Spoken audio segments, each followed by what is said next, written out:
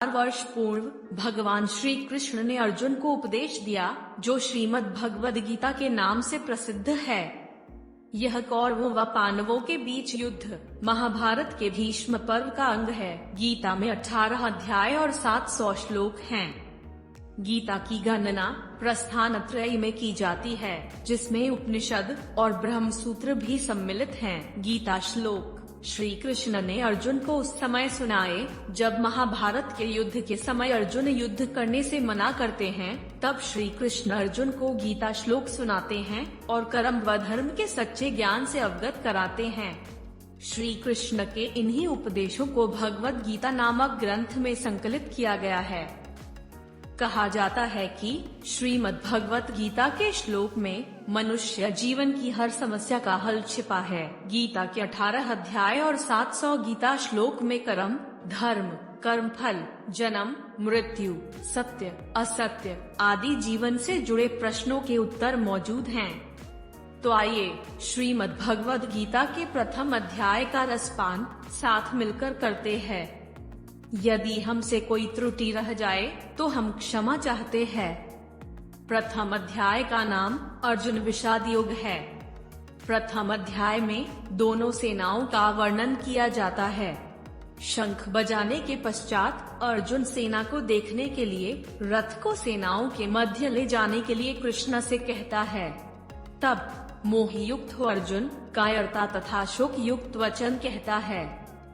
धृतराष्ट्र उवाच धर्म क्षेत्रे कुरुक्षेत्रे संवेतायुयुत्सवः मामका पांडवाश्चैव किम कुर्वत संजय। संपूर्ण गीता में यही एकमात्र श्लोक अंधवृद्ध राजा धृतराष्ट्र ने कहा है। शेष सभी श्लोक संजय के कहे हुए हैं, जो धृतराष्ट्र को युद्ध के पूर्व की घटनाओं का वृत्तांत सुना रहा था। निश्चय ही अंधवृद्ध राजा धृतराष्ट्र को अपने भतीजे पांडवों के साथ किए गए घोर अन्याय का पूर्ण भान था। वह दोनों सेनाओं की तुलनात्मक शक्तियों से परिचित था। उसे अपने पुत्र की विशाल सेना की सामर्थ्य पर पूर्ण विश्वास था। यह सब कुछ होते हुए भी मन ही मन उसे अपने दुष्कर्मों के अपराध बोध से हृदय पर भार अनुभव हो रहा था और युद्ध के अंतिम परिणाम के संबंध में भी उसे संदेह था। कुरुक्षेत्र में क्या हुआ, इसके विषय में वह संजय से प्रश्न पूछता है। महर्षि वेदव्यास जी ने संजय को ऐसी दिव्य दृष्टि प्रदान की थी जिसके द्वारा वह संपूर्ण युद्ध भूमि में हो रही घटनाओं को देख और सुन सकता था। संजय उवाच दृष्ट्वा तु पांडवानीकं व्यूढ़ं दुर्योधनस्तदा आचार्यमुपसंगम्य राजा वचनम ब्रवीत। संजय ने कहा, पांडव सैन्य की व्यूह रचना देखकर राजा दुर्योधन ने आचार्य द्रोण के पास जाकर ये वचन कहे। इस श्लोक से आगे संजय ने कुरुक्षेत्र में जो कुछ देखा और सुना उसका वर्णन है। अपनी सेना की अपेक्षा पांडवों की सेना संख्या में अत्यंत न्यून होने पर भी जब दुर्योधन ने उसे देखा तब उस अत्याचारी का आत्मविश्वास कुछ टूटने लगा। जैसे कोई छोटा बालक भयभीत होकर अपने माता पिता के पास दौड़ता है, ठीक उसी प्रकार विचलित दुर्योधन अपने गुरु द्रोणाचार्य के पास पहुंचता है। पश्येता पांडुपुत्राणामाचार्य महतीं चमूं व्यूढ़ां द्रुपदपुत्रेण तव शिष्येन धीमता। हे आचार्य, आपके बुद्धिमान शिष्य द्रुपदपुत्र धृष्टद्युम्न द्वारा व्यूहाकार खड़ी की गई पांडु पुत्रों की इस महती सेना को देखिए। कोई कर्म करते हुए यदि हमारा उद्देश्य पाप और अन्याय से पूर्ण होता है तो अनेक साधनों से सुसंपन्न होते हुए भी हमारे मन में निश्चय ही चिंता, अशांति और विक्षेप उत्पन्न होते हैं।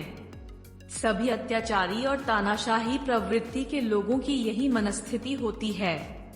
अत्र शूरा महेश्वासा भीमार्जुन समायुधि युयुधानो विराटश्च द्रुपदश्च महार्थः। यहाँ पांडवों की सेना में बड़े बड़े शूरवीर हैं, जिनके बहुत बड़े बड़े धनुष हैं तथा जो युद्ध में भीम और अर्जुन के समान हैं। उनमें युयुधान, सात्यकी, राजा विराट और महारथी द्रुपद भी हैं। धृष्टकेतु और चेकितान तथा पराक्रमी काशीराज भी हैं। धृष्टकेतुश्चेकितानः काशीराजश्च वीरवान पुरुजित कुंतिभोजश्च शैब्यश्च नरपुंगवः। युधामन्युश्च विक्रांत उत्तमौजाश्च वीर्यवान सौभद्रो द्रौपदेयाश्च सर्वैव महारथा। पुरुजित और कुंती भोज ये दोनों भाई तथा मनुष्यों में श्रेष्ठ शैब्य भी हैं। पराक्रमी युधामन्यु और पराक्रमी उत्तमौजा भी हैं। सुभद्रा पुत्र अभिमन्यु और द्रौपदी के 5 पुत्र भी हैं। ये सब के सब महारथी हैं। अस्माकं तु विशिष्टा ये तान् निबोध द्विजोत्तम नायकामं सैन्यस्य संज्ञार्थं तान् ब्रवीमि ते। हे द्विजोत्तम, हमारे पक्ष में भी जो विशिष्ट योद्धागण हैं, उनको आप जान लीजिए। आपकी जानकारी के लिए अपनी सेना के नायकों के नाम मैं आपको बताता हूँ। भवान भीष्मश्च कर्णश्च कृपश्च समितिञ्जयः अश्वत्थामा विकर्णश्च सौमदत्तिस्तथैव च। एक तो स्वयं आप भीष्म, कर्ण और युद्ध विजयी कृपाचार्य तथा अश्वत्थामा, विकर्ण और सोमदत्त का पुत्र है।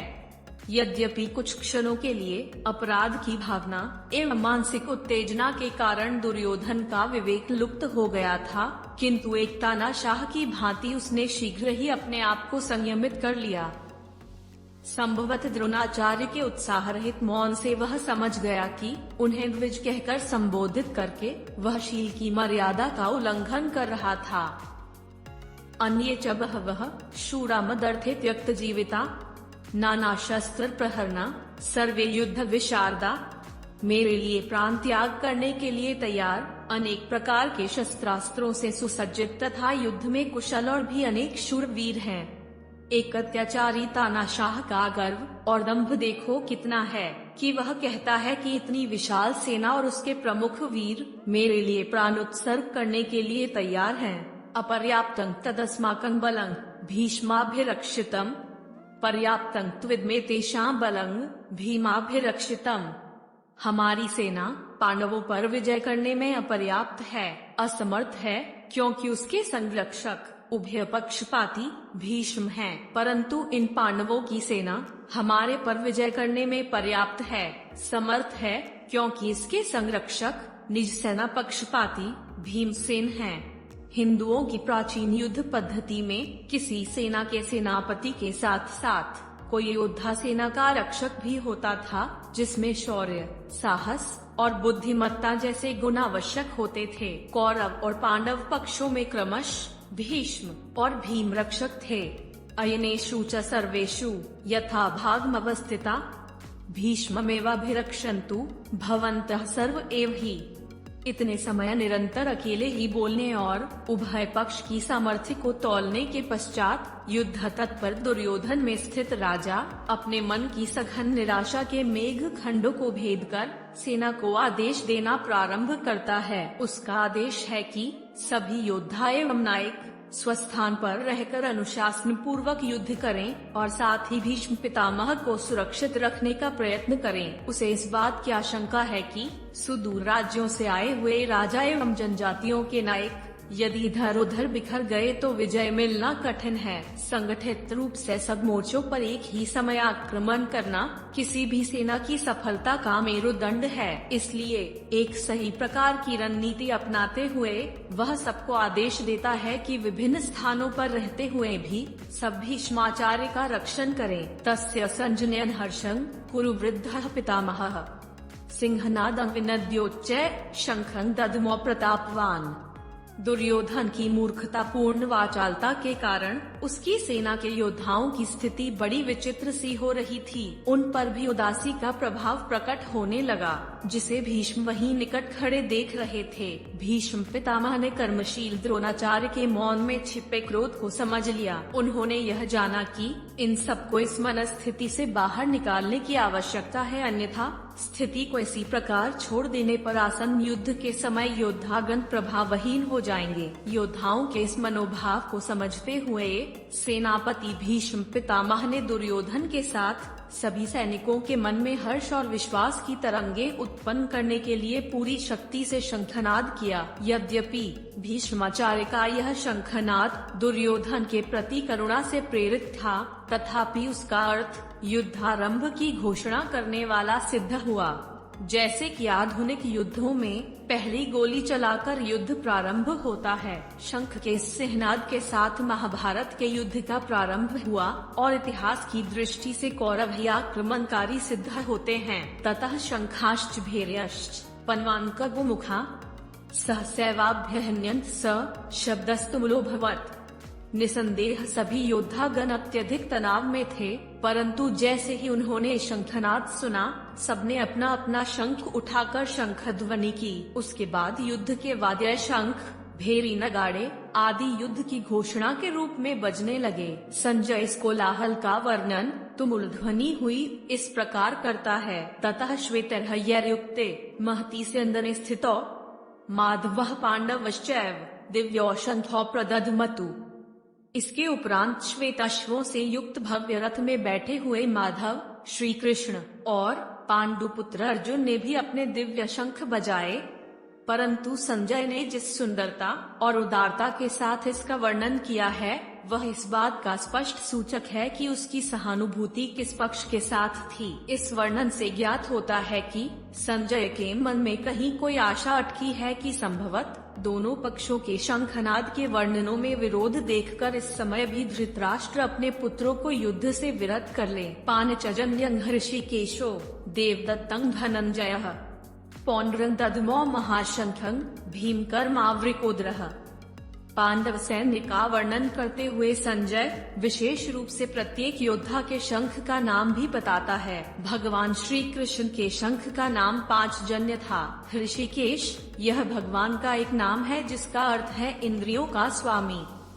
धनंजय अर्जुन ने देवदत्त तथा भयंकर कर्म करने वाले भीम ने पौंडु नामक महाशंख बजाया। अनंत विजयं राजा कुंती पुत्रो युधिष्ठिरः नकुलः सहदेवश्च सुघोषमन्य पुष्पको। कुंती पुत्र राजा युधिष्ठिर ने अनंत विजय नामक शंख और नकुल व सहदेव ने क्रमशः सुघोष और मन्य पुष्पक नामक शंख बजाए। काश्यश्च परमेश्वासः शिखंडी च महारथः धृष्टद्युम्नो विराटश्च सात्विकिश्चापराजितः रूपदो द्रौपदेयाश्च सर्वशः पृथिवीप्ते सौभद्रश्च महाबाहु शंखांदधमु पृथक पृथक। हे राजन, श्रेष्ठ धनुष वाले काशीराज और महारथी शिखंडी तथा धृष्टद्युम्न एवं राजा विराट और अजय सात्यकी राजा द्रुपद और द्रौपदी के पांचों पुत्र तथा लंबी लंबी भुजाओं वाले सुभद्रा पुत्र अभिमन्यु, इन सभी ने सब ओर से अलग अलग अपने अपने शंख बजाए। इन श्लोकों में उन महारथियों के नाम हैं जिन्होंने अत्यंत उत्साह के साथ बारंबार प्रचंड ध्वनि से शंखनाद किया। भीष्म पितामह के धराशायी होने में शिखंडी कारण था। सात्यकी भी पांडव सेना में एक महारथी था। यहाँ पृथ्वीपति यह संबोधन धृतराष्ट्र के लिए प्रयुक्त है। सघोषोधार्तराष्ट्राना हृदयानि व्यदार्यत नभश्च पृथिवी चैव तुमुलोव्यनुनादयन्। वह भयंकर घोष आकाश और पृथ्वी पर गूंजने लगा और उसने धृतराष्ट्र के पुत्रों के हृदय विदीर्ण कर दिए।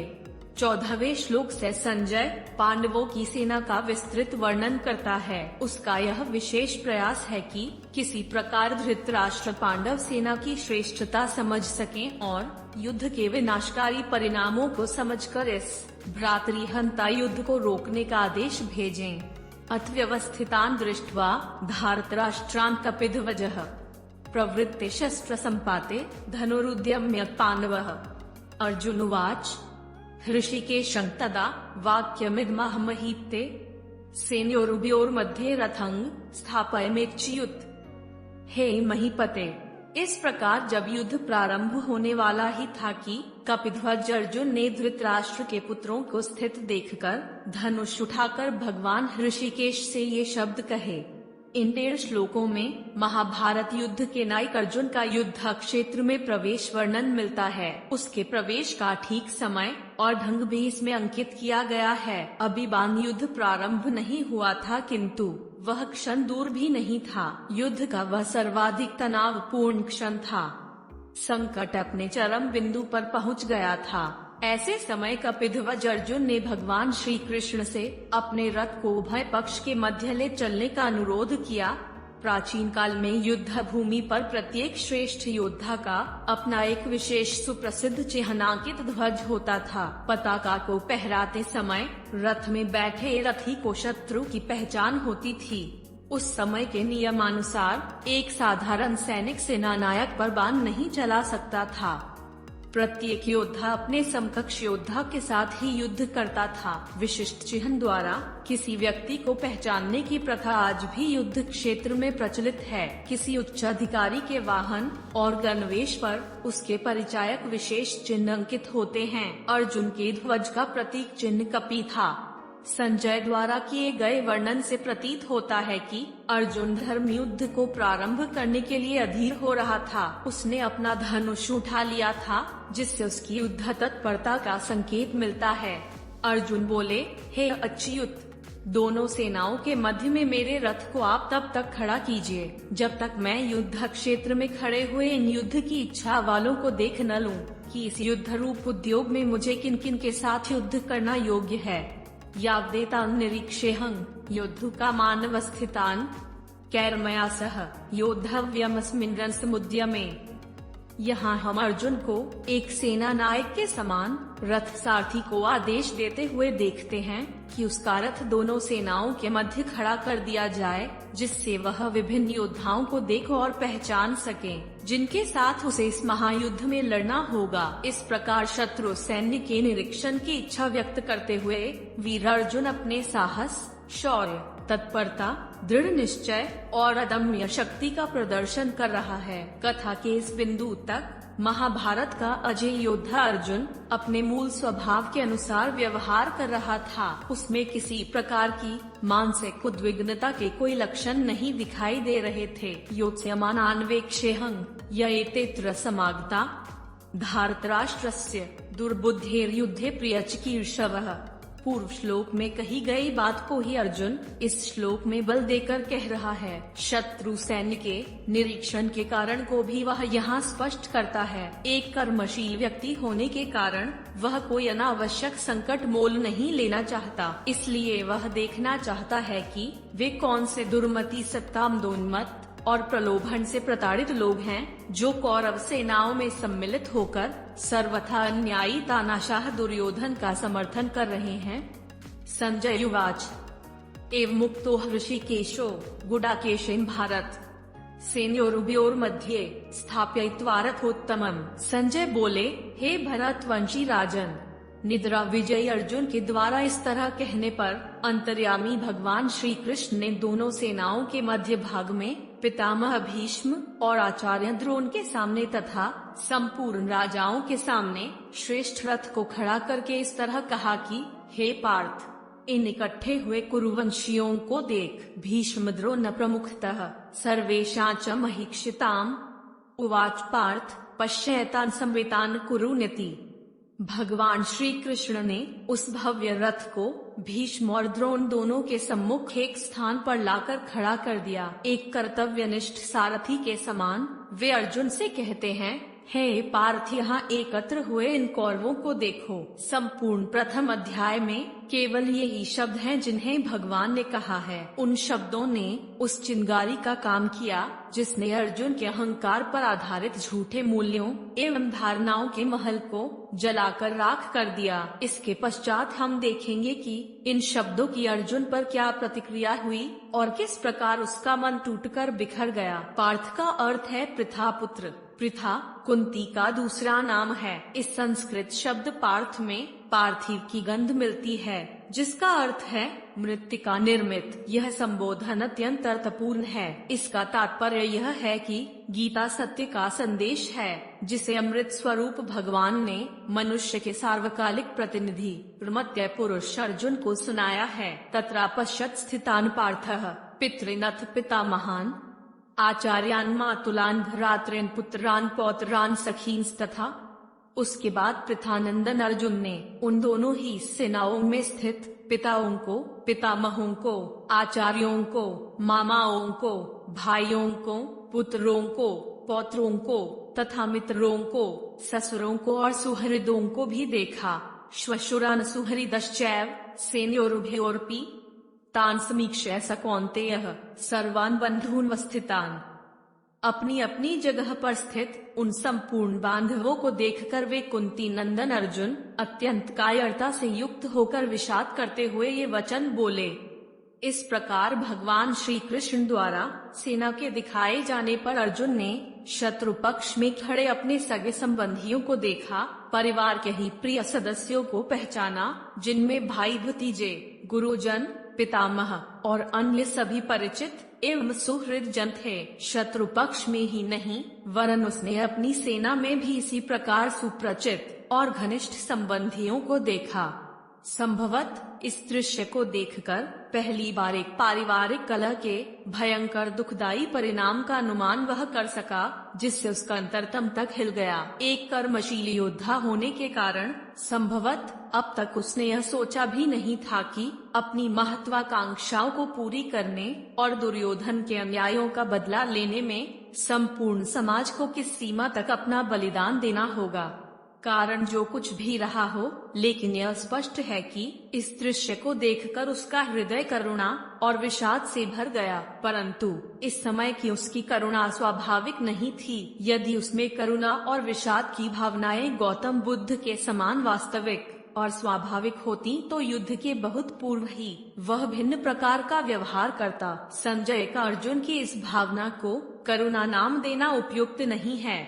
साधारण मनुष्य का स्वभाव होता है कि वह अपनी दुर्बलताओं को कोई दैवी गुण बताकर महानता प्राप्त करना चाहता है। जैसे कोई धनी व्यक्ति स्वयं के नाम पर मंदिर निर्माण करता है तो ये भी उसको दानी कहते हैं, जबकि उसके मन में अपना नाम अमर करने की प्रच्छन्न इच्छा होती है। इसी प्रकार यहाँ भी अर्जुन के मन में विषाद की भावना का उदय उसके मन संयम के पूर्णतया बिखर जाने के कारण हुआ, जिसका गलती से करुणा नाम दिया गया।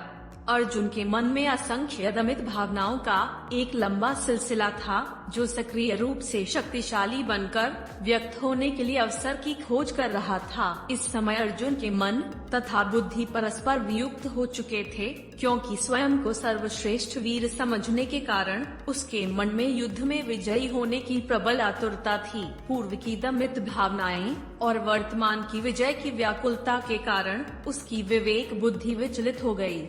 इस अध्याय में आगे वर्णन है कि अर्जुन एक असंतुलित मानसिक रोगी के समान व्यवहार करने लगता है। गीता के प्रथम अध्याय में अर्जुन रोग से पीड़ित व्यक्ति के रोग का इतिहास बताने का प्रयत्न किया गया है। जैसा कि मैंने पहले कहा है, इस आत्मघातक अर्जुन रोग का रामबाण उपाय श्री कृष्णोपचार है। अर्जुन उवाच कृपया पर्याविष्टो विषीदन्निदमब्रवीत् दृष्ट्वेमं स्वजनं कृष्ण युयुत्सु समुपस्थितम्। अर्जुन ने कहा, हे कृष्ण, युद्ध की इच्छा रखकर उपस्थित हुए इन स्वजनों को देखकर मेरे अंग शिथिल हुए जाते हैं, मुख भी सूख रहा है और मेरे शरीर में कंप तथा रोमांच हो रहा है। मन संभ्रम के कारण मानसिक रोगी के शरीर में उत्पन्न होने वाले लक्षणों को यहाँ विस्तार से बताया गया है। जिसे संजय ने करुणा कहा था, उसकी वास्तविकता स्वयं अर्जुन के शब्दों से स्पष्ट ज्ञात होती है। वह कहता है, इन स्वजनों को देखकर मेरे अंग कांपते हैं इत्यादि। आधुनिक मनोविज्ञान में एक व्याकुल असंतुलित रोगी व्यक्ति के उपर्युक्त लक्षणों वाले रोग का नाम चिंताजनित नैराश्य की स्थिति दिया गया है। सीदंती मम गात्राणि मुखं च परिशुष्यति वेप्थुश्च शरीरे में रोमहर्षश्च जायते गांडीवं स्रंस्ते हस्तात्वक चैव परिदह्यते न च शक्नोम्यवस्थातु भ्रमतीव च मे मनः। यहाँ अर्जुन अपने रोग के कुछ और लक्षण बताता है। इसके पहले उसने अपने स्थूल शरीर में व्यक्त होने वाले लक्षण बताए थे और अब वह अपनी मन की असंतुलित स्थिति का भी वर्णन करता है। उसका मन अस्थिर, क्षुब्ध और भ्रमित होने के साथ साथ समस्त धैर्य भी खो बैठा है। वह इस सीमा तक नीचे गिर गया है कि सब विवेक खोकर वह अंधविश्वास जनित उन अनेक अपशकुनों को देखने लग जाता है जो युद्ध में पराजय और नाश के सूचक समझे जाते हैं।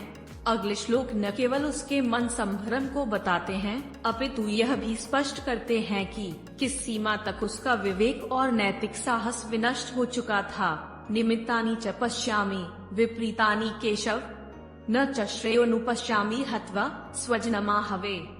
हे केशव, मैं शकुनों को भी विपरीत ही देख रहा हूँ और युद्ध में अपने स्वजनों को मारकर कोई कल्याण भी नहीं देखता हूँ। न कांक्षे विजयं कृष्ण न च राज्यं सुखानि च, कीनो राज्येन गोविंद की भोगैर्जीवितेन वा। बुद्धि से पूर्णतया विलग होकर उसका भ्रमित मन एक पागल के समान इधर उधर दौड़ता है और मूर्खतापूर्ण निष्कर्षों पर पहुंचता है। वह कहता है, मैं न विजय चाहता हूँ, न राज्य और न सुख। यह सुविदित तथ्य है कि यदि उन्माद के रोगी को बोलने दिया जाए तो वह निषेध भाषा में ही रोग का कारण बताने लगता है। उदाहरणार्थ, किसी स्त्री पर उन्माद का दौरा पड़ने पर वह प्रलाप में कहती है कि वह अपने पति से अभी भी प्रेम करती है, पति का वह आदर करती है और उनमें कोई आपसी मतभेद नहीं है इत्यादि। तो इन वाक्यों द्वारा वह स्वयं ही अपने रोग का वास्तविक कारण बता रही होती है। इसी प्रकार अर्जुन यह जो सब वस्तुओं की अनिच्छा प्रकट कर रहा है, उसी से हम उसकी मनस्थिति का स्पष्ट कारण जान सकते हैं कि वह विजय चाहता था। वह शीघ्र ही अपने एवं स्वजनों के लिए राज्य व सुख प्राप्त करने के लिए आतुर था, परंतु कौरवों की विशाल सेना और उनमें जाने माने शूरवीर योद्धाओं को देखकर उसकी आशा भंग हो गई, महत्वाकांक्षा ध्वस्त हो गई और वह आत्मविश्वास भी खोने लगा। इस प्रकार वह धीरे धीरे अर्जुन रोग रूपी विषाद की स्थिति में पहुंच गया, जिसके निवारण का विषय ही गीता का प्रतिपाद्य विषय है। ये सामर्थ्य कांक्षितंग नो राज्यं भोगा सुखानि च, तैमेव स्थिता युद्धे प्राणांस त्यक्त्वा धनानि च। हमें जिनके लिए राज्य, भोग और सुखादि की इच्छा है, वे ही लोग धन और जीवन की आशा को त्याग कर युद्ध में खड़े हैं। आचार्या पितरः पुत्रास्तथैव च पितामहा मातुलाश्च शूरा पौत्रा शाला संबंधिनस्तथा। आचार्य, पिता, पुत्र और उसी प्रकार पितामह, मामा, ससुर, पौत्र, साले तथा अन्य जितने भी संबंधी हैं, मुझ पर प्रहार करने पर भी मैं इनको मारना नहीं चाहता। और हे मधुसूदन, मुझे त्रिलोकी का राज्य मिलता हो तो भी मैं इनको मारना नहीं चाहता। फिर पृथ्वी के लिए तो मैं इनको मारूं ही क्या। एतान् हन्तुमिच्छामि घ्नतोऽपि मधुसूदन, अपि त्रैलोक्य राज्यस्य हेतो कीनु मही कृते।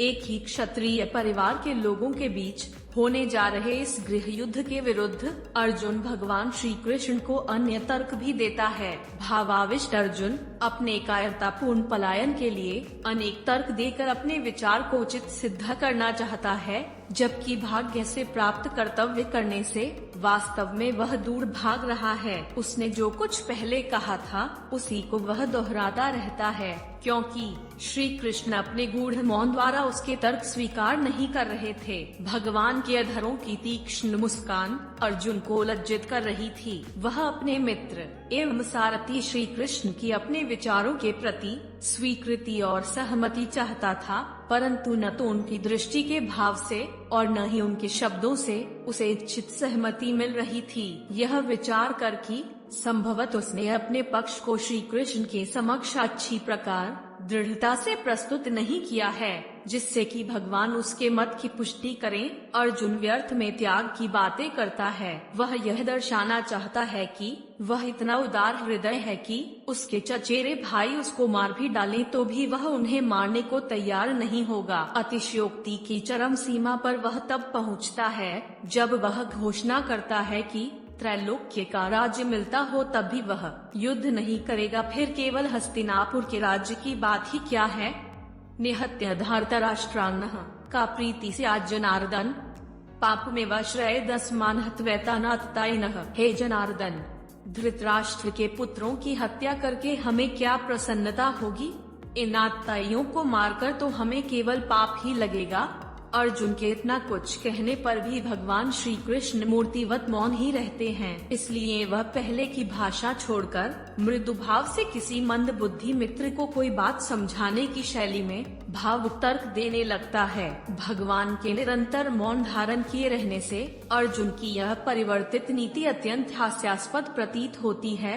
इस श्लोक में प्रथम वह कहता है कि दुर्योधनादि को मारने से किसी प्रकार का कल्याण होने वाला नहीं है। इस पर भी काष्ठवत मौन खड़े श्री कृष्ण को देखकर उसको इस मौन भाव का कारण समझ में नहीं आता। शीघ्र ही उसे स्मरण हो आता है कि कौरव परिवार आत्ताई है और धर्मशास्त्र के नियमानुसार आत्ताई को तत्काल मार डालना चाहिए, चाहे वह शिक्षक, वृद्ध पुरुष या वेदज्ञ ब्राह्मण ही क्यों न हो। आत्ताई को मारने में किसी प्रकार का पाप नहीं है। अन्याय पूर्वक किसी पर आक्रमण करने वाला पुरुष आत्ताई कहलाता है। अपने शुद्ध दिव्य स्वरूप के विपरीत हम जो गलत काम करते हैं वे पाप कहलाते हैं। शरीर, मन और बुद्धि को ही अपना स्वरूप समझकर कोई कर्म करना श्रेष्ठ मनुष्य का लक्षण नहीं है। अहंकार पूर्वक स्वार्थ के लिए किए गए कर्म हमारे और शुद्ध चैतन्य स्वरूप आत्मा के बीच वासना की सुदृढ़ दीवार खड़ी कर देते हैं। इन्हें ही पाप कहा जाता है। शत्रुओं की हत्या करने में अर्जुन का अविवेक पूर्ण विरोध शास्त्र को न समझने का परिणाम है और फिर अपनी समझ के अनुसार कर्म करना अपनी संस्कृति को ही नष्ट करना है। इसलिए भगवान श्री कृष्ण अर्जुन के तर्कों की न स्तुति करते हैं और न ही आलोचना। वे जानते हैं कि अर्जुन को अपने मन की बात कह लेने देनी चाहिए। किसी मानसिक रोगी के लिए यह उत्तम निदान है। इस प्रकार उसका चित्त शांत हो जाता है। तस्मान् नार्हा वयं हन्तु धार्तराष्ट्रान् स्वबान्धवान् स्वजनं हि कथं हत्वा सुखिनः स्याम माधव। ऐसा प्रतीत होता है कि अर्जुन के तर्क शास्त्र सम्मत हैं। जाने या अनजाने शास्त्रों का विपरीत अर्थ करने वाले लोगों के कारण दर्शन शास्त्र की अत्यधिक हानि होती है। अर्जुन अपने दिए हुए तर्कों को ही सही समझकर उनसे संतुष्ट हुआ इस खतरनाक निर्णय पर पहुंचता है कि उसको इन आक्रमणकारियों को नहीं मारना चाहिए। भगवान फिर भी शांत रहते हैं। श्री कृष्ण के मौन से वह और भी अधिक विचलित होकर उनसे दयनीय भाव से प्रार्थना करते हुए अपने मूर्खतापूर्ण निर्णय की पुष्टि चाहता है। दीर्घ काल तक साथ में रहने से दोनों में स्नेह भाव बढ़ गया था और इसी कारण अर्जुन भगवान श्री कृष्ण को माधव नाम से संबोधित करके पूछता है कि स्वबांधवों की ही हत्या करके कोई व्यक्ति कैसे सुखी रह सकता है। भगवान फिर भी मौन रहते हैं। यद्यप्येते न पश्यन्ति लोभोपहत चेतसः कुलक्षय कृतं दोषं मित्रद्रोहे च पातकम्। यद्यपि लोभ के कारण जिनका विवेक विचार लुप्त हो गया है, ऐसे दुर्योधनादि कुल का नाश करने से होने वाले दोष को और मित्रों के साथ द्वेष करने से होने वाले पाप को नहीं देखते। तो भी हे जनार्दन, कुल का नाश करने से होने वाले दोष को ठीक ठीक जानने वाले हम लोग इस पाप से निवृत्त होने का विचार क्यों न करें। कथं न ज्ञेयमस्माभिः पापादस्मान् निवर्तितुम् कुलक्षय कृतं दोषं प्रपश्यद्भिर्जनार्दन।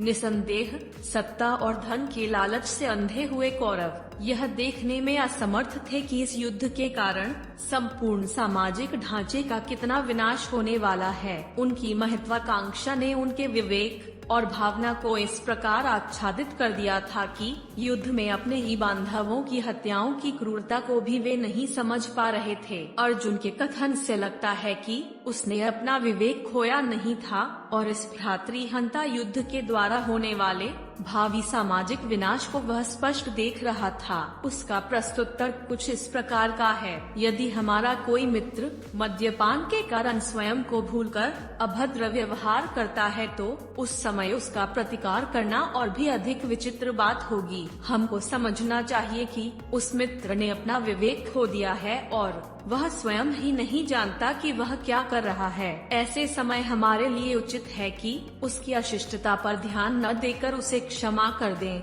इसी प्रकार अर्जुन का तर्क है कि यदि दुर्योधन और उसके मित्र अंधे होकर अन्यायपूर्ण आक्रमण करते हैं तो क्या पांडवों को शांति की वेदी पर स्वयं का बलिदान करते हुए युद्ध से विरत हो जाना उचित नहीं है। यह धारणा स्वयं में कितनी खतरनाक है, इसको हम तब समझेंगे जब गीता के आगामी परिच्छेदों में तत्वज्ञान के महत्वपूर्ण अंश को देखेंगे, जो भारतीय जीवन का सार तत्व है। अधर्म का सक्रिय प्रतिकार ही एक मुख्य सिद्धांत है जिसका भगवान श्री कृष्ण ने गीता में प्रतिपादन किया है। कुलक्षय प्रणश्यन्ति कुल धर्मा सनातना धर्मे नष्टे कुलंग कृत्स्नम धर्मोभिर्भवत्युत। कुल के नष्ट होने से सनातन धर्म नष्ट हो जाते हैं। धर्म नष्ट होने पर संपूर्ण कुल को अधर्म दबा लेता है। जिस प्रकार कोई कथावाचक हर बार पुरानी कथा सुनाते हुए कुछ नई बातें उसमें जोड़ता जाता है, इसी प्रकार अर्जुन की सर्जक बुद्धि अपनी गलत धारणा को पुष्ट करने के लिए नए नए तर्क निकाल रही है। वह जैसे ही एक तर्क समाप्त करता है, वैसे ही उसको एक और नया तर्क सूझता है, जिसकी आड़ में वह अपनी दुर्बलता को छिपाना चाहता है। अब उसका तर्क यह है कि युद्ध में अनेक परिवारों के नष्ट हो जाने पर सब प्रकार की सामाजिक एवं धार्मिक परंपराएं समाप्त हो जाएंगी और शीघ्र ही सब ओर अधर्म फैल जाएगा। सभ्यता और संस्कृति के क्षेत्र में नए नए प्रयोग करने में हमारे पूर्वजों की सदैव विशेष रुचि रही है। वे जानते थे कि राष्ट्र की संस्कृति की इकाई कुल की संस्कृति होती है। इसलिए यहाँ अर्जुन विशेष रूप से कुल धर्म के नाश का उल्लेख करता है, क्योंकि उसके नाश के गंभीर परिणाम हो सकते हैं। अधर्माभिभवात् कृष्ण प्रदुष्यन्ति कुल स्त्रियः स्त्रीषु दुष्टासु वार्ष्णे जायते वर्ण संकरः। हे कृष्ण, पाप के अधिक बढ़ जाने से कुल की स्त्रियां दूषित हो जाती हैं, और हे वार्ष्णे, स्त्रियों के दूषित होने पर वर्ण संकर उत्पन्न होता है। अर्जुन अपने पूर्व कथित तर्क को आगे बढ़ाते हुए कहता है कि अधर्म के बढ़ने पर समाज में धीरे धीरे नैतिकता का पतन हो जाएगा और वर्ण संकर जातियां उत्पन्न होंगी। वर्ण एक ऐसा शब्द है जिसका अर्थ विकृत हो जाने से वह आज के शिक्षित लोगों की तीखी आलोचना का विषय बन गया है। उनकी आलोचना उचित है यदि उसका विकृत अर्थ स्वीकृत हो, परंतु आज वर्ण के नाम पर देश में जो कुछ होते हुए हम देख रहे हैं, वह हिंदू जीवन पद्धति का पतित रूप है। प्राचीन काल में वर्ण विभाग का आधार समाज के व्यक्तियों की मानसिक व बौद्धिक क्षमता और पक्वता होती थी। बुद्धिमान तथा अध्ययन, अध्यापन एवं अनुसंधान में रुचि रखने वाले लोग ब्राह्मण कहलाते थे। क्षत्रिय वे थे जिनमें राजनीति द्वारा राष्ट्र का नेतृत्व करने का सामर्थ्य था और जो अपने ऊपर इस कार्य का उत्तरदायित्व लेते थे कि राष्ट्र को आंतरिक और बाह्य आक्रमणों से बचाकर राष्ट्र में शांति और समृद्धि लाए। कृषि और वाणिज्य के द्वारा समाज सेवा करने वालों को वैश्य कहते थे। वे लोग जो उपयुक्त कर्मों में से कोई भी कर्म नहीं कर सकते थे, शूद्र कहे जाते थे। उनका कर्तव्य सेवा और श्रम करना था। हमारे आज के समाज सेवक और अधिकारी वर्ग कृषक और औद्योगिक कार्यकर्ता आदि सभी उपर्युक्त वर्ण व्यवस्था में आ जाते हैं। वर्ण व्यवस्था को जब हम उसके व्यापक अर्थ में समझते हैं, तब हमें आज भी वह अनेक संगठनों के रूप में दिखाई देती है।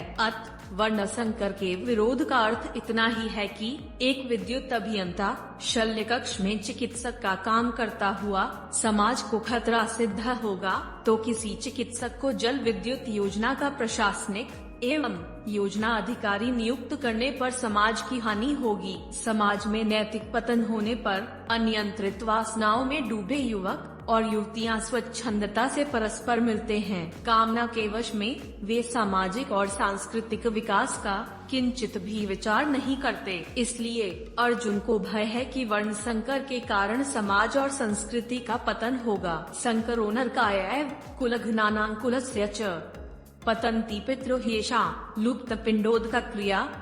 वह वर्ण संकर कुल भ्रातियों को और कुल को नरक में ले जाने का कारण बनता है। पिंड और जलदान की क्रिया से वंचित इनके पितर भी नरक में गिर जाते हैं।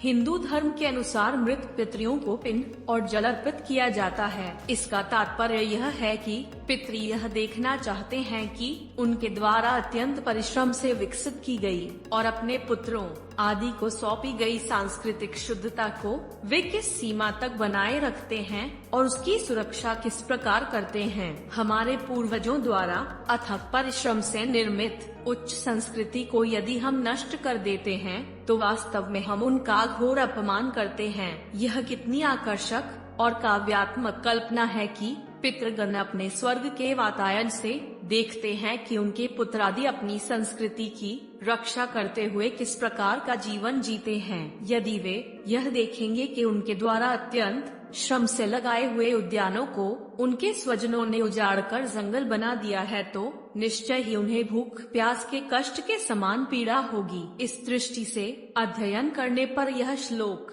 अत्यंत उपयुक्त प्रतीत होता है। प्रत्येक पीढ़ी अपनी संस्कृति की आलोकित ज्योति भावी पीढ़ी के हाथों में सौंप देती है। नई पीढ़ी का यह कर्तव्य है कि वह इसे सावधानी पूर्वक आलोकित अवस्था में ही अपने आगे आने वाली पीढ़ी को भी सौंपे। संस्कृति की रक्षा एवं विकास करना हमारा पुनीत कर्तव्य है।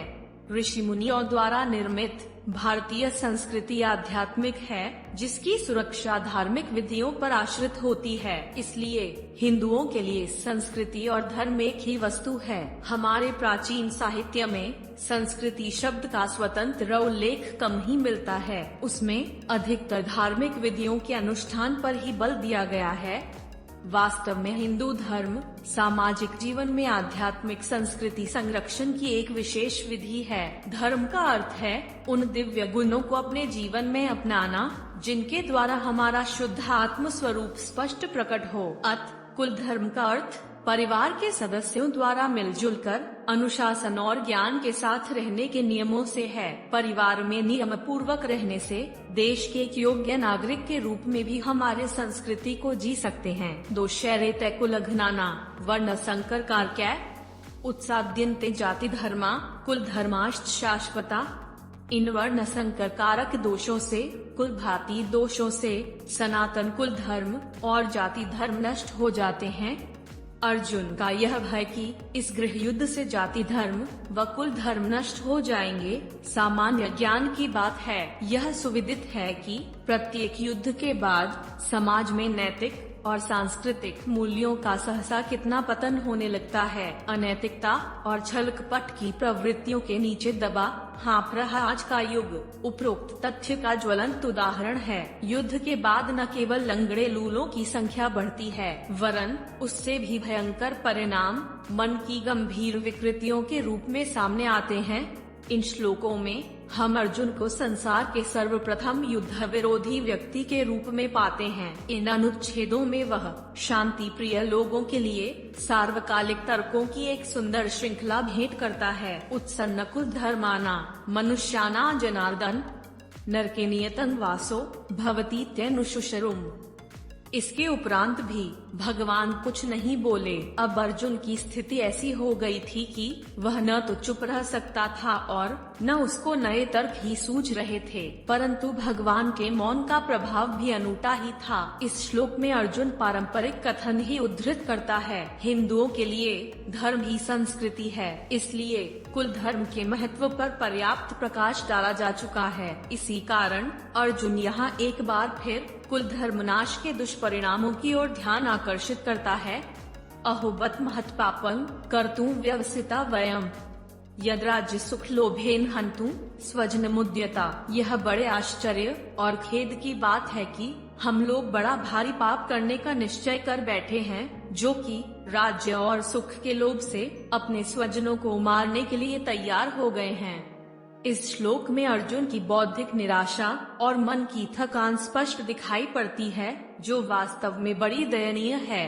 आत्मविश्वास को खोकर वह कहता है, अहो हम पाप करने को प्रवृत्त हो रहे हैं इत्यादि। इस वाक्य से स्पष्ट ज्ञात होता है कि परिस्थिति पर अपना प्रभुत्व स्थापित करने के स्थान पर अर्जुन स्वयं उसका शिकार बन गया है। आत्मविश्वास के अभाव में एक कायर के समान वह स्वयं को असहाय अनुभव कर रहा है। मन की यह दुर्बलता उसके शौर्य को क्षीण कर देती है और वह उसे छिपाने के लिए महान प्रतीत होने वाली युक्तियों का आश्रय लेता है। युद्ध के लक्ष्य को ही उसने गलत समझा है और फिर धर्म के पक्ष पर स्वार्थ का झूठा आरोप वह केवल अपनी कायरता के कारण करता है। शांति प्रियता का उसका यह तर्क अपनी सामर्थ्य को पहचान कर नहीं, वरन मन की दुर्बलता के कारण है। यदि माम प्रतिकारम शस्त्रं शस्त्रपाण्यः धार्तराष्ट्रारणे हन्युस्तन्मे क्षेमतरं भवेत्। यदि मुझ शस्त्र रहित और प्रतिकार न करने वाले को ये शस्त्रधारी कौरव रण में मारे तो भी वह मेरे लिए कल्याणकारक होगा। यहाँ अर्जुन अपने अंतिम निर्णय की घोषणा करता है। सब प्रकार से परिस्थिति पर विचार करने पर उसे यही उचित जान पड़ता है कि रणभूमि में वह किसी प्रकार का प्रतिकार न करे, चाहे कौरव उसे शस्त्र रहित जानकर सैकड़ों बाणों से उसके सुंदर शरीर को हरिण की तरह विद्ध कर दें। यहाँ अर्जुन द्वारा प्रयुक्त क्षेम शब्द विचारणीय है, क्योंकि वह शब्द ही उसकी वास्तविक मनस्थिति का परिचायक है। क्षेम और मोक्ष शब्द के अर्थ क्रमश भौतिक उन्नति और आध्यात्मिक उन्नति हैं। यद्यपि अर्जुन ने अब तक जो भी तर्क प्रस्तुत किए उनमें आध्यात्मिक संस्कृति के पतन के भय को बड़े परिश्रम से सिद्ध करने का प्रयत्न किया गया था, परंतु क्षेम शब्द से स्पष्ट हो जाता है कि वह वास्तव में शारीरिक सुरक्षा चाहता था, जो युद्ध पलायन में संभव थी। संक्षेप में हम कह सकते हैं कि युद्ध में विजय रूपी फल में अत्यंत आसक्ति और उसकी चिंता के कारण अर्जुन आत्मशक्ति खोकर एक उन्माद के मानसिक रोगी के समान विचित्र व्यवहार करने लगता है। संजय उवाच एवं मुक्त्वार्जुनः संख्ये रथोपस्थुपाविशत् विसृज्य सशृंग चापंग शोक संविघ्न मानसः। संजय बोले, ऐसा कहकर शोकाकुल मन वाले अर्जुन बाण सहित धनुष का त्याग करके युद्ध भूमि में रथ के मध्य भाग में बैठ गए। गीता के प्रथम अध्याय में अर्जुन को हम इसी स्थिति में छोड़ देते हैं। इस अध्याय का शीर्षक अर्जुन विषाद योग है, जो कि वास्तव में परस्पर विरोधी शब्दों से बना है। यदि विषाद ही योग हो तो हम सब बिना किसी इच्छा या प्रयत्न के योगी ही है। इस अध्याय की व्याख्या में पहले ही सूचित किया है कि अर्जुन की विषाद की यह स्थिति इष्ट है, क्योंकि इसमें गीतोपदेश के बीज बोकर श्री कृष्ण के पूर्णत्व के पुष्प प्राप्त किए जा सकते हैं। किसी एक व्यक्ति, समाज या राष्ट्र में धर्म और तत्व ज्ञान की मांग तभी होगी जब उनके हृदय में अर्जुन के विषाद का अनुभव होगा। आज का जगत जितनी अधिक मात्रा में यह अनुभव करेगा कि वह जीवन संग्राम का सामना करने में असहाय है और उसमें यह साहस नहीं कि स्वयं के द्वारा निर्मित अपने प्रिय आर्थिक मूल्यों एवं औद्योगिक लोभ का वह संहार कर सके, उतनी ही अधिक मात्रा में वह गीतोपदेश का पात्र है। केवल पाकशास्त्र की क्रिया स्वयं में पूर्णता नहीं रखती, उसकी पूर्णता भोजन करने में है। उसी प्रकार जीवन में उच्च आराम और अनेक सुख सुविधाओं के साधन जुटा लेने पर भी पूर्णता अथवा कृतकृत्यता का अनुभव नहीं होता है। ऐसे समय में ही मनुष्य को पूर्णत्व प्राप्त करने की तीव्र अभिलाषा होती है। विषाद की स्थिति प्राप्त किए बिना अकेले शास्त्र हमारी सहायता नहीं कर सकते। यहाँ पर श्रीमद् भगवत गीता का अध्याय 1 समाप्त होता है। आशा है आपको पसंद आया होगा। अगले वीडियो में नए अध्याय के साथ फिर उपस्थित होंगे। धन्यवाद।